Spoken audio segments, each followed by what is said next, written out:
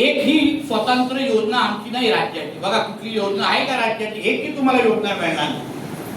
मग मी त्याच्याबद्दल पण अभ्यास करायला सुरू केलाय आणि येणाऱ्या जानेवारी 26 तारखेपासून पंतप्रधान मत्स्य संपदा योजनेच्या धर्तीवर आपण मुख्यमंत्री मत्स्य संपदा योजना सुरू करतोय.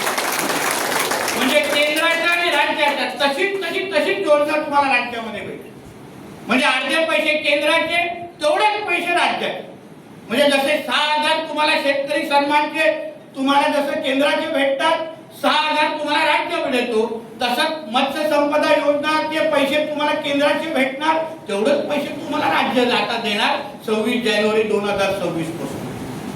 ह्याचा तुम्ही बारकाईने फक्त तुम्ही विचार करा आणि ह्या दृष्टिकोनातून तुमचा अभ्यास करा. जे काही छोट्या लाभ म्हणजे कधी फिशचे आपले ते बॉक्स असतील, काही कोल्ड स्टोरेजचे असतील, काही बर्फ कारखान्यासाठी असतील, अशा 26 नवीन योजना.